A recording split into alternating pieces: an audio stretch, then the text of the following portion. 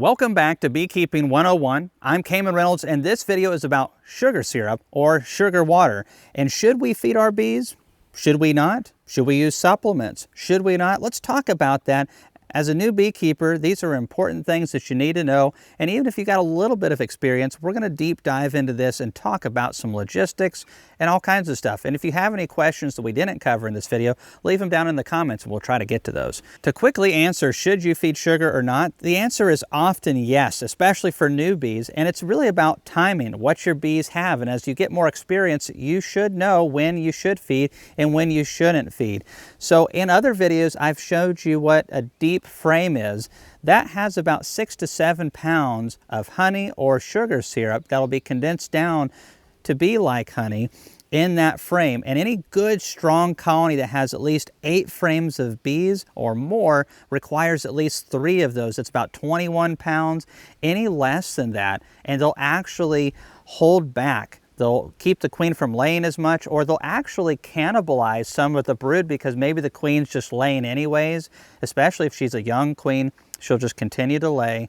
And there's like, we just can't afford this economically. We don't have the reserves, and they'll slow down that brood rearing. And so the bees need to have enough, and not every year is the same. Not every hive is the same. So as beekeepers, long ago, we started finding ways to feed our honeybees so that we could prevent a lot of losses. Some people will tell you that you never need to feed bees under any circumstance, and this is a lie based mostly off of feelings other than facts.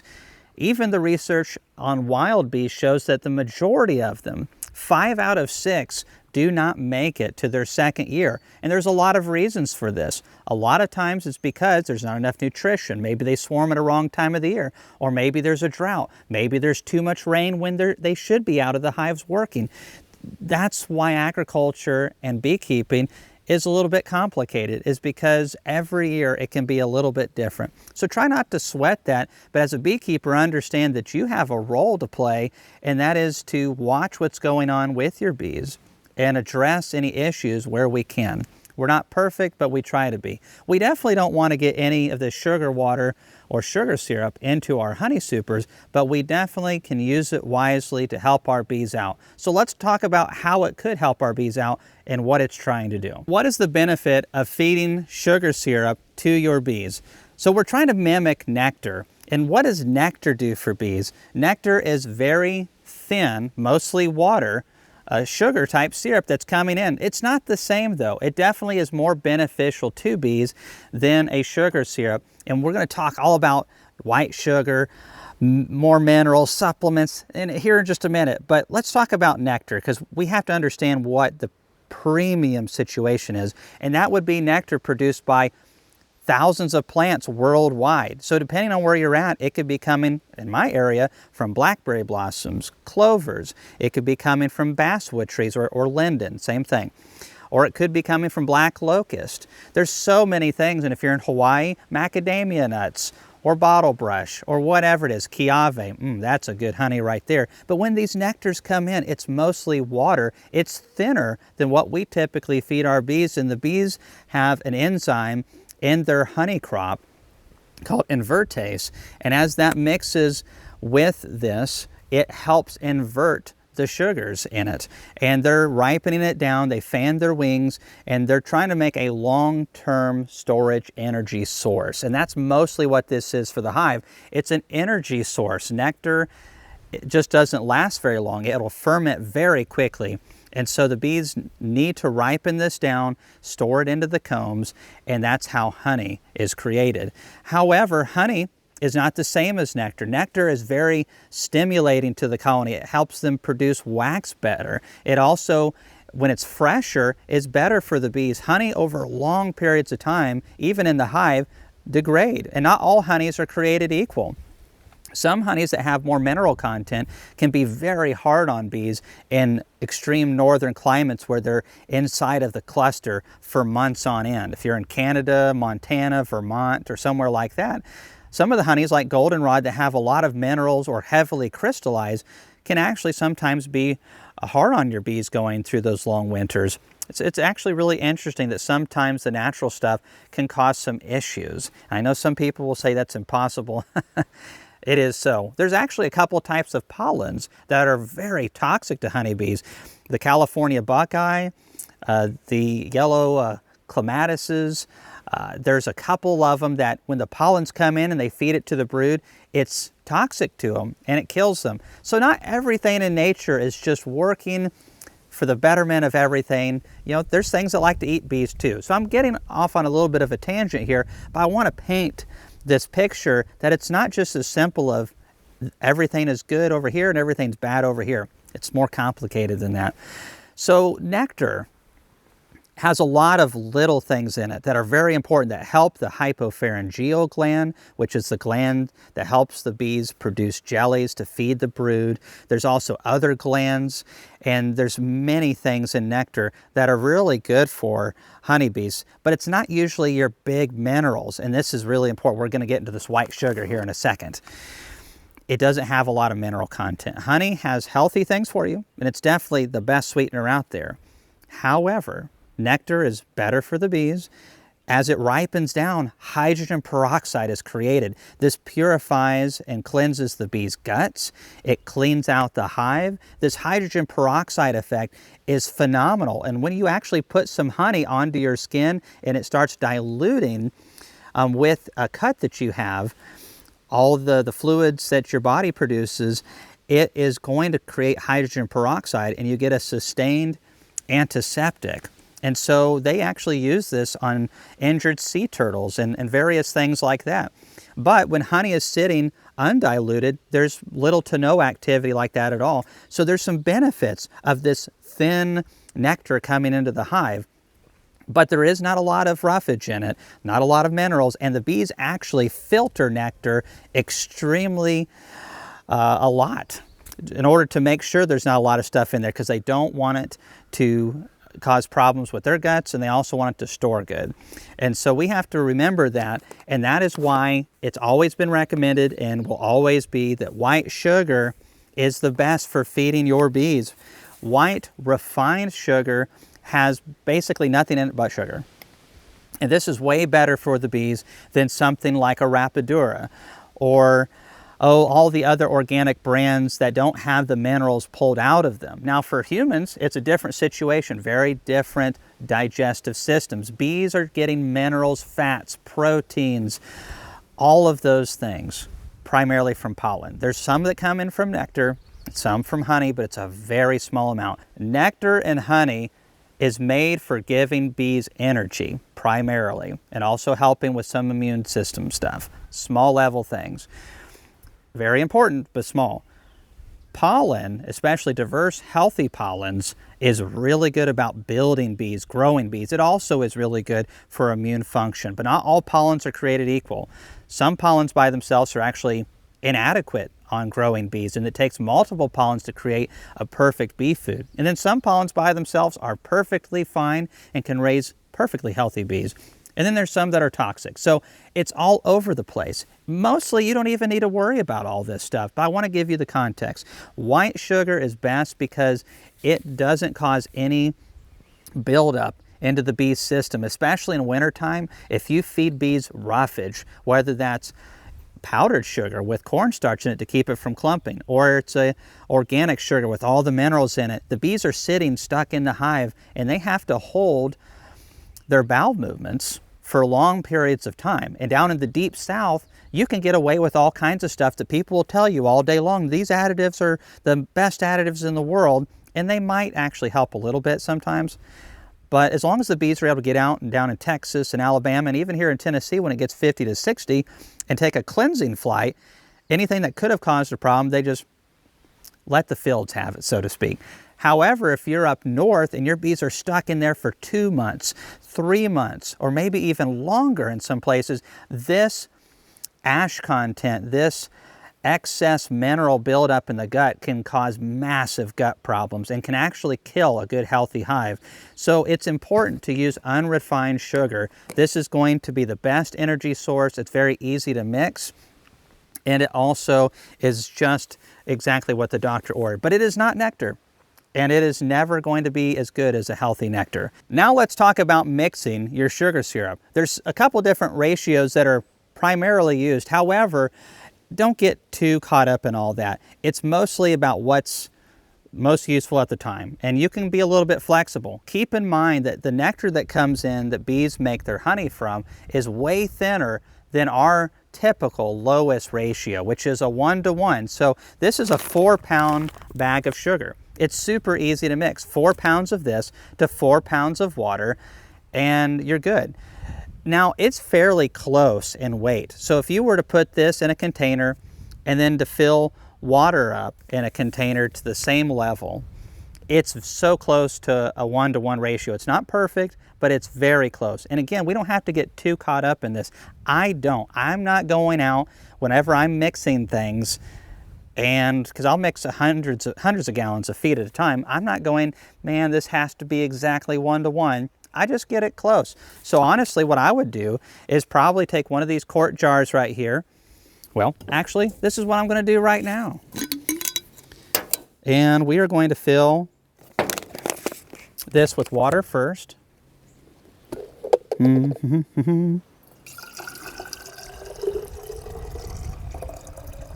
Okay, this is not going to be perfectly 1-to-1, but this will be close enough. It doesn't have to be perfect. You got to think about this as thicker or thinner. So 1-to-1 is one ratio, and the other one is 2-to-1. That would be 2 pounds of sugar to 1 pound of water. And that is a very thick feed. 1-to-1 is plenty thick enough for most applications, especially when you're starting your package or a new colony out. 1-to-1 is as thick as you want to have it, because any thicker than that, then you're going to start backfilling the colony. We're really trying to build wax. We're trying to add some weight, but not a lot of weight. And typically when you're getting your packages and your nukes, before too long, you're going to have some natural flow as well. But especially if you don't have any comb, you need to feed your bees and supplement the natural with this, because it's a massive investment for those bees to build all those combs. Next to the bees, your combs are the most valuable thing that you have, and they're so helpful in making more honey, keeping your bees from swarming, making more splits. And we're just gonna shake this quart like this, like it's a cocktail. Not that I've ever made one of those before, but it sounded really cool. And so we're going to mix this up really good. If you're wanting to mix up a bunch at a time, you can use a 5-gallon bucket and a drill with a paint mixer attachment, and it's so easy. That's how I do it in small quantities. And then if you're wanting to mix a ton, you can use a trash pump from Harbor Freight and an IBC tote and just cycle it through there.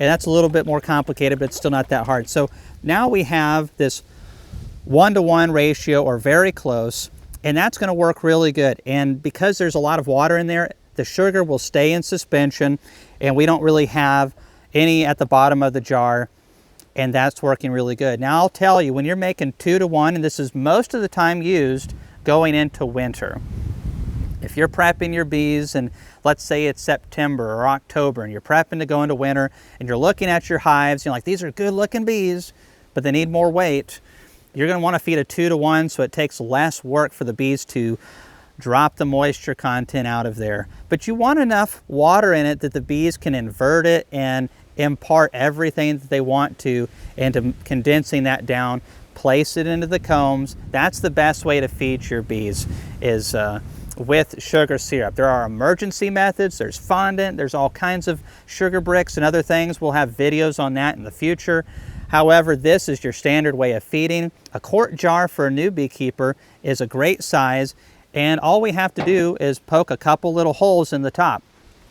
You can get half-gallon jars, you can put this on a lid, you can use a Boardman feeder, there's also other feeders out there, frame feeders and stuff.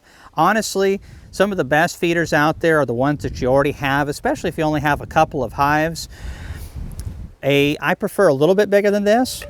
I would probably prefer half of a gallon, or you could use multiple quarts and just feed these on top of the hive, or use a Boardman feeder. but it can cause problems if we get into robbing season. That'll be in a different video. So now that we have this, we got to poke some holes in it. And that's really easy to do. We just have a little roofing nail right here and a hammer. We don't want to go and get it too thick in there. We don't want to add too many holes either. That's one. And that's a 2, 3, 4. Let's talk about how many holes that we should put in our jars, or if we're using bucket feeders, that we should put into those. If you're using a hole system, you definitely need to not put too many. But there's a balance. If you have 20 in there, they take it down too quickly. And what I would prefer to avoid is flooding the hive. It's more stimulating to the colony and runs less of a chance of backfilling the queen's laying area if it's coming in over several days versus they just pull it out of the jar or the bucket within 24 hours or so. One of the best things about an inverted jar or an inverted bucket feeder is that you can, with smaller holes and fewer of them, have that feed released to your bees over a 5-day period, or maybe even longer. The disadvantage to that is if you have the syrup start fermenting in there, and then it goes to bad. So when you're using a longer extended release of the syrup, I recommend having something to keep it from fermenting. However, I prefer that over the flood method because it's just more stimulating. It helps them draw comb. We're trying to give the bees enough time to get that in there, but keep it out of the queen's way, because when nectar comes in from nature or from our sugar syrup, it's all about competition, right? The queen's trying to lay in certain places. The bees are trying to put pollen in cells and also sugar syrup or nectar. And so what happens many times when it comes to swarming is you have all of these factors coming in so strong, queen can't find room to lay, and that's just very counterproductive. It can be easily avoided with a much slower release of the sugar syrup. The only con to that, to my knowledge, unless your bees are fixing to starve tomorrow, which in that case, open those holes up. But the only con is the fermentation of it. So I just wanted to give you that little tip. Now the trick is, whenever the bees have emptied this and they've had it empty for a handful of days, they'll propolis this up with their resins they collect from bushes and trees and different things. And so that's one of the disadvantages of this system, is when that gets clogged, you have to have another nail or a little twig or wire, and you have to poke that propolis out of there so that it'll work again. Now all we have to do is invert this, and you saw how there was a little bit of a stream of water, sugar water, that came out of here, and now it's already created a vacuum. And now the bees can sip this out of here at their leisure. And I really like feeding with this method, especially for new beekeepers, because it's cheap. There's all kinds of fancy feeders. You don't have to get real fancy. Quart jars are great for this. And the nice thing about this as well is in cooler temperatures, especially when it's on top of the hive or in the cluster, right above the cluster, they're better able to take this down in cooler weather as opposed to something that's further away or on the other side of the box. So that is mixed and ready to go. That's so easy.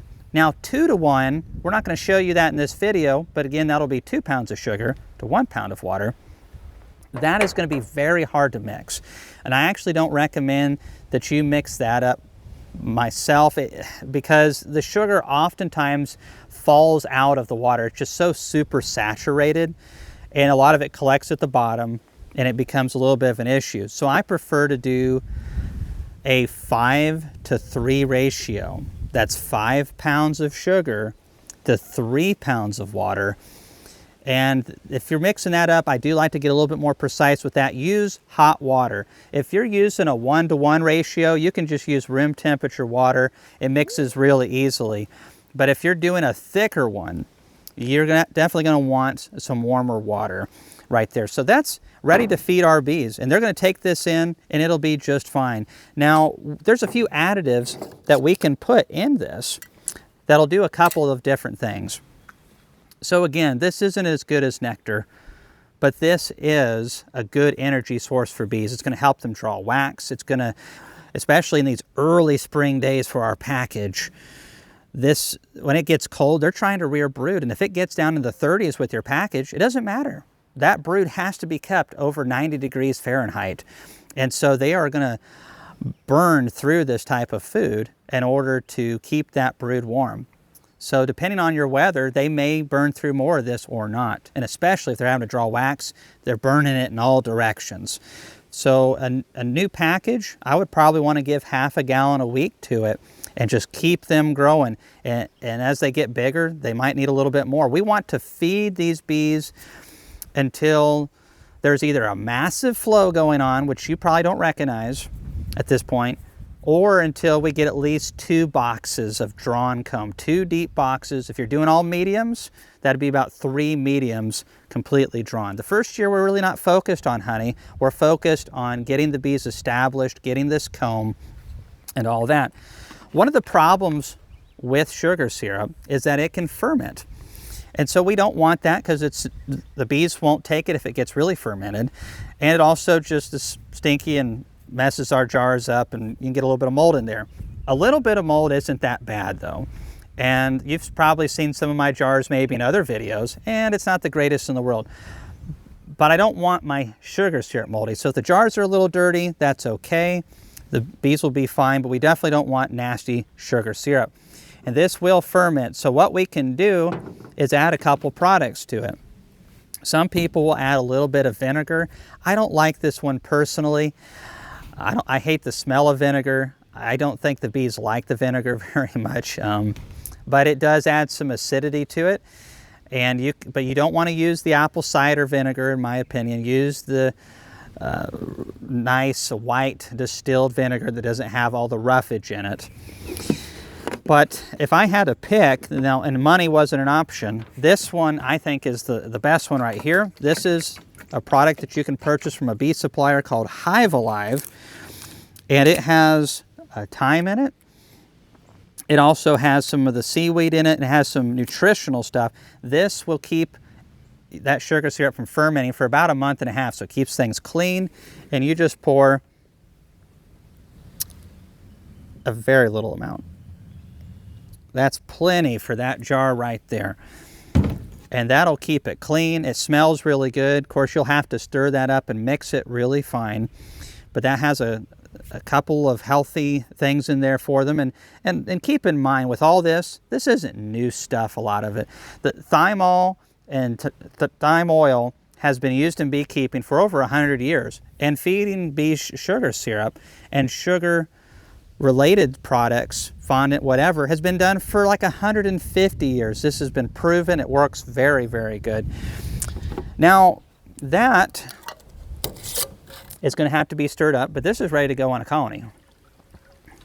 Woohoo. So that's a really good one. There's also Man Lake's Pro Health. There's a couple different options that you can do.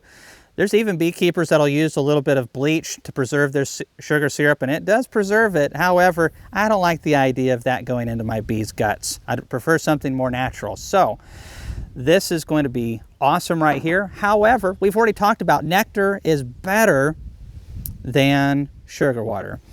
So what can we do to fill in some of the gaps? So if we want to talk about nutrition, my personal favorite product is this right here. It's by a company in Canada called Apis Biologics. It's biometabolic fuel.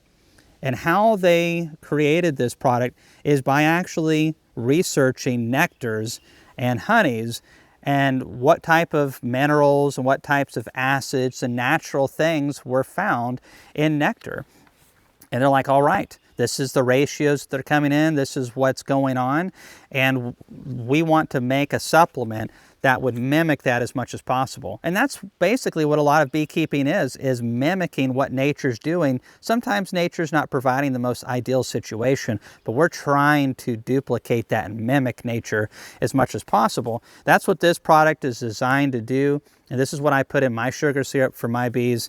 And it won't preserve the syrup, but it will definitely enhance the nutritional benefits and will help bees produce jellies that they need for whether it's raising a queen with royal jelly, worker jelly, or drones, whatever they're trying to raise. This is going to help them be able to perform at a higher level. So this is really an over-the-top video on sugar syrup. I could have just made a video where we just mix this. This is 1-to-1, this is 2-to-1.